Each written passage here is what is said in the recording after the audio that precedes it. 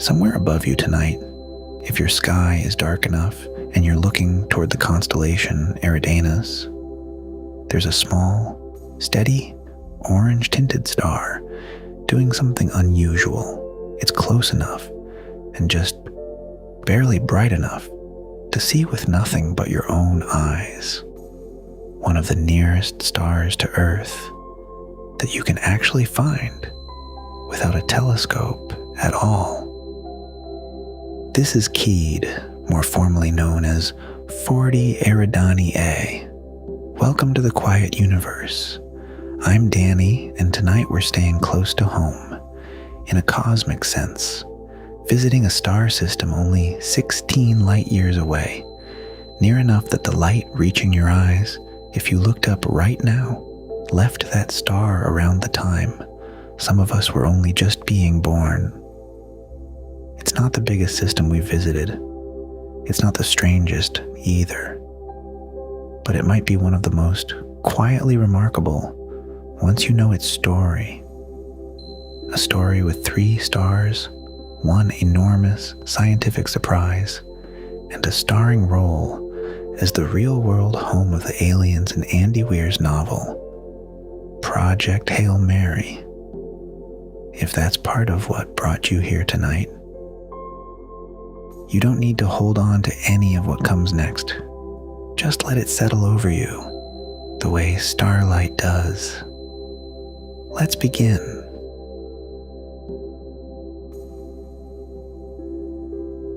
Most nights, when you look up and pick out a single point of light, you're probably looking at just one star. 40 Eridani is a reminder that this isn't always true. What looks to the naked eye like a single dim point is actually 3 stars altogether, bound to each other by gravity, taking thousands of years to complete their slow orbits around one another. The brightest of the 3, 40 Eridani A, is an orange dwarf, a little cooler, a little smaller, and a little dimmer than our own sun, but built from the same basic recipe, mostly hydrogen, quietly fusing itself into helium, the way ordinary stars do for billions of years at a stretch. If you stood on a planet orbiting it and looked up, this star would hang in the sky faintly orange, a little smaller than our sun appears from Earth, casting a warm, slightly dimmer kind of daylight. Much farther out, about 400 times the distance between Earth and our sun, a second, much fainter pair of stars orbits the first. A small, dense white dwarf and an even smaller, dimmer red dwarf, circling each other closely while both, together, slowly circle the bright orange star from far away. A full circuit for that outer pair, around 40 Eridani A, takes somewhere between 7 and 8,000 years, longer than all of recorded human history, just to complete a single lap. Let's start with the strangest of the 3, the small white one. In January of 1783, the astronomer William Herschel pointed his telescope at this system and noticed something simple. The bright orange star wasn't alone. 2 much fainter companions sat nearby, a small, tidy detail, dutifully recorded and mostly forgotten for over a century. It stayed a footnote until 1910, when an astronomer named Williamina Fleming, working carefully through stellar spectra at the Harvard College Observatory, noticed something that didn't make sense. The fainter of Herschel's 2 companion stars, the one that should have been cool and reddish, given how dim it appeared, had a spectrum that looked hot. White hot, in fact. The The kind of spectrum you'd expect from a large, brilliant star, not a small, faint one. It shouldn't have been possible. A star that hot should have been blazing bright, easily visible from far across the galaxy, not sitting there as a barely visible speck. Henry Norris Russell, following up on Fleming's discovery, spent years turning the puzzle over, later admitting that when he first heard about it, he didn't know quite what to make of it at all. The answer, once it finally arrived, was almost harder to believe than the puzzle itself. The star was small and hot and faint, all at once, because nearly all of its mass had been crushed down into an impossibly tiny space. Roughly half the mass of our sun, packed into a ball only a little larger than Earth. A single cubic inch of that star's material, if you could somehow bring a piece home, would weigh about 4 tons. Nothing like it had ever knowingly been observed before. 40 Eridani b had just become the first white dwarf ever recognized for what it truly was: the collapsed, impossibly dense corpse of a star that had once, billions of years ago, been the largest of the three. That detail is worth sitting with for a moment. The white dwarf we've been talking about, 40 Eridani b, used to be the biggest star in the system, bigger than the orange star we started with tonight. Big stars live fast. The more mass a star has, the more fuel it burns through, and the faster it exhausts what it has. 40 Eridani b raced through its hydrogen far more quickly than its 2 smaller companions, swelled briefly into a larger, cooler giant near the end of its life, and then gently shed its outer layers into space, drifting away as a soft, expanding cloud, leaving only its small, dense core behind. What remained wasn't fusing anything anymore. It was simply cooling slowly, the way a coal pulled from a fire keeps glowing, long after the flame itself is gone. It will keep doing exactly that for a very, very long time. White dwarfs don't collapse further, and they don't explode. They just fade by almost imperceptible degrees for so long that, strange as it sounds, the universe itself isn't old enough yet to have produced a single one that's finished cooling. Every white dwarf that has ever formed, anywhere, including this one, is still, technically, cooling down. Given enough time, trillions of years from now, long after every ordinary star has gone dark, these small, dense embers may be the last things left quietly glowing anywhere at all. Meanwhile, its 2 companions, the orange star we started with, and the small red dwarf paired closely with the white dwarf, are still burning normally, still young, still with an ordinary stellar life ahead of them. 3 stars, 3 very different chapters of the same kind of story, all happening at once. 16 light years from where you're lying right now. Here's a strange detail to close this part of the story on.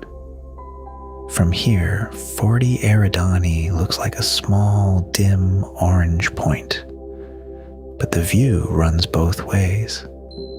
If you were standing on a planet orbiting 40 Eridani A tonight, and you looked back in our direction, our own sun would be the faint, unremarkable one, a dim 3rd magnitude point of light, sitting quietly in the constellation we call Hercules, easy to miss unless you already knew exactly where to look. It's a small thing, but worth carrying with you. every star that looks unremarkable from here is somebody else's version of an ordinary night sky.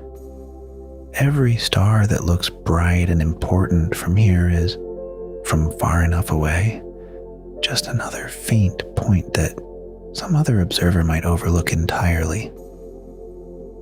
Which brings us to the reason 40 Eridani has a following far beyond astronomers.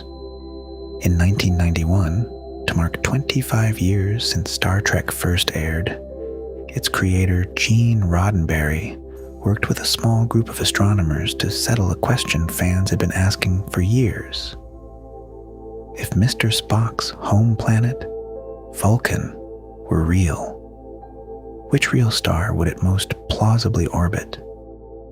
They landed on 40 Eridani A.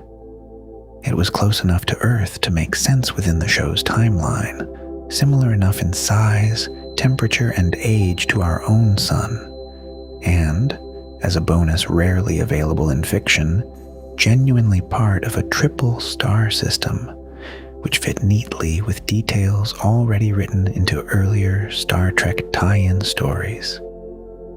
From a fictional planet's surface, the astronomers noted, the system's other two stars would simply appear as exceptionally bright points of light in the night sky. For years, that was where the story stayed. A thoughtful, well-reasoned piece of fan astronomy. Nothing more. It wouldn't be the last time a storyteller found their way here either. Decades later, this same small system was chosen again, this time as the real-world home of an entirely different, independently imagined alien species in Andy Weir's novel, Project Hail Mary, with no connection to Star Trek at all. Two authors, working decades apart on two unrelated stories, somehow kept landing on the exact same quiet star. Then, in 2018, something happened that briefly turned one of those stories almost real. Astronomers monitoring 40 Eridani A detected a faint, regular wobble in the star's light, the telltale sign in many cases of an unseen planet tugging gently on its star as it orbits. The pattern suggested a super-Earth, roughly twice Earth's size, completing an orbit every 42 days, sitting just inside the star's habitable zone. For a little while, it seemed as though a real planet had been found, circling the very star chosen decades earlier as Vulcan's sun. News of it spread quickly, for obvious reasons. But stars are noisy places, and not every wobble comes from a planet. Some come from the star itself, from star spots and shifting magnetic activity, rotating in and out of view, mimicking almost perfectly the rhythm a real planet would make. In the years since, closer analysis of the signal has repeatedly run into exactly that problem. The suspicious wobble lines up a little too closely with 40 Eridani A's own rotation and magnetic cycle to be fully trusted. The most recent, most careful studies have leaned toward a disappointing conclusion that what looked like a planet may really just be the star, quietly fooling the instruments built to find one. It isn't a firm goodbye. Science rarely deals in those. It's possible a real planet is still there, hiding somewhere underneath the noise, waiting for a sharper instrument or a cleverer method to confirm it properly. For now, the honest answer is simply, maybe, not yet confirmed, not yet ruled out either. We've spent tonight with a small 3-part star system, close enough to see without a telescope, holding a surprising amount of story inside it. A star that turned out to be impossibly dense, a fictional planet that borrowed its sunlight, and a real planet that might or might not actually be there. None of it needs to be remembered. None of it is a test. If the ending felt a little unresolved, a maybe instead of a clean answer, that's all right. Most of the universe doesn't wrap up neatly just because we'd like it to. Somewhere out past Eridanus tonight, that orange star is still shining exactly as it has for billions of years. Whether or not anything is quietly orbiting it, whether or not anyone is watching, whether or not we ever find out for certain. You're allowed your own unanswered questions tonight too. Not everything needs solving before you're allowed to rest.